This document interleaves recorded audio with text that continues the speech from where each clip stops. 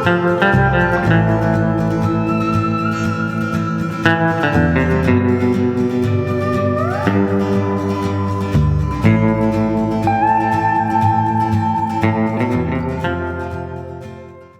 the first time we did this, we used a generic Chinese scooter. It's 49 cc's, and it was not guaranteed to get me up a hill. And that wasn't going to get it for very long. In fact, on the very first Peach ride, it broke down in a little town called Moultrie, Georgia. The belt broke, the drive belt broke, and it seized up the back wheel and almost threw me over the handlebars. Fortunately, I didn't die in Moultrie, Georgia that day, but we did decide that it was time to upgrade the machine if we were going to ask so much of it. So we did that. This is the 2022 Honda Ruckus. We took it on last year's ride too. Still a 49 cc machine, still not super fast. It's going to top out at about 35 miles an hour. You might get up to 40 going down a hill, but it's liquid cooled, so you get a little more punch, especially off the start. So with the old scooter, if you didn't kick at the same time you pulled the throttle, like you weren't going anywhere very fast, which was the whole idea. The entire premise here is that it's cheesy to ride this under-equipped machine for hundreds of miles wherever we're going. But we do feel like the Ruckus gives us a good chance to at least complete the ride that we're going on. It takes all day, right? It takes forever because it's a third of the speed of like what would be a big boy motorcycle. But this is what we got, and this is what we're riding. This is our trusty steed, and it gets the job done. Not in a super big hurry, but it always gets us where we're going. And we feel like this year it's going to continue to do the same thing.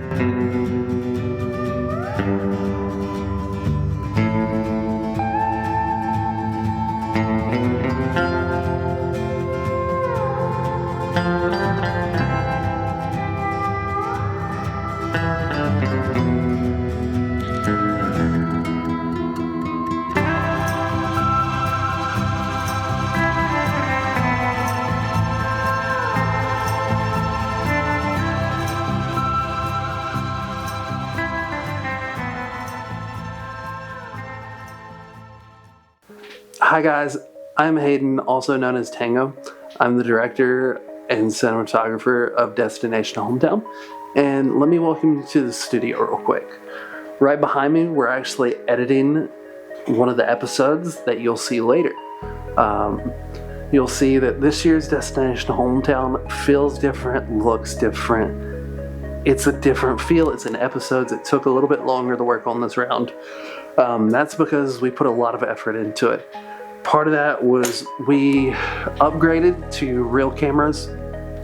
This is our Blackmagic cinema camera that we used for pretty much all of our shooting.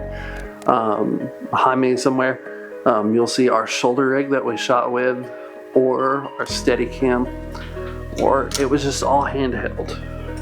Hopefully it's not too distracting for some of you guys. Hopefully you can't find it.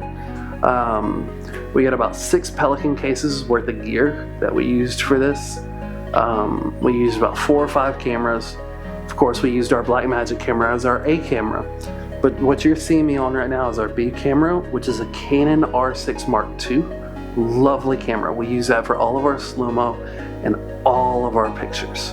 Behind me up on the shelf, there's another Canon and a GoPro Hero 5. Those are what we used for our crash cameras and our bike cam. So those were versatile cameras that went everywhere. We used a couple of different mics this round. We had a Holy Land mic and some just wireless packs that I'm not sure the name. Shocker, I don't know it. We used a wide array of different technologies and products that we love. But I gotta get back to work so you can watch the rest of this episode. Till next time.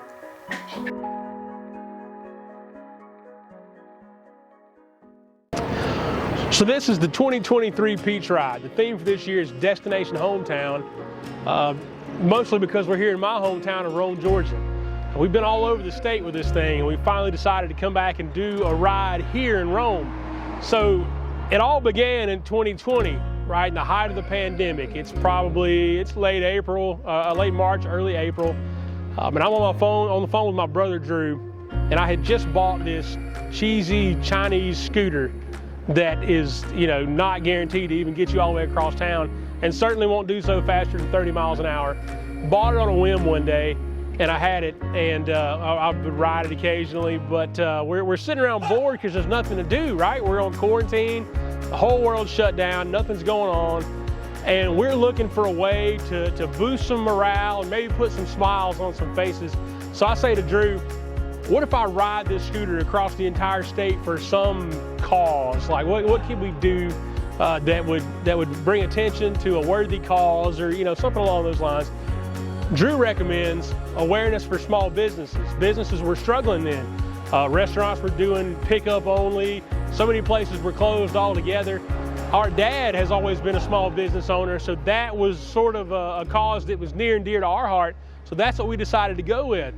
So we went out, we chartered a course across South Georgia. It was nice and flat, not a challenge for that sorry scooter we had at the time. We went from Cuthbert, Georgia to Jekyll Island, which was cool. It's 350 miles all the way across the state of Georgia. And we would stop at places and we would highlight a business. This is this restaurant, or this is this store, and we would talk about that. And then it sort of evolved. In 2021, we did the ride again. 22, I'm sorry, we did the ride again, and it evolved into more of telling the story of a place, as opposed to just saying, hey, this place is here and you should go spend money there, or at any given small business. We realized that a story had to be told. We did a loop around North Georgia, and as we went, it was still sort of the same thing. We went to Dahlonega, and we would say, hey, go to the Fudge Factory, or the Smith House, or anything like that. We were in Cleveland and Ellijay at the Chili Dog, and we went to Tiger to Goats on the Roof, and Clayton at the Universal Joint, and all these different places, but we're spotting them and we're making them a blip on the radar as far as social media goes. So we decided that we needed to tell stories about places and mention the people and talk about how long the place had been there or what it meant to the local community. And that evolved into what this year will be Destination Hometown. So we're gonna canvas Rome, Georgia, the entire town, not just one restaurant or one store per city as we go, as we've done before.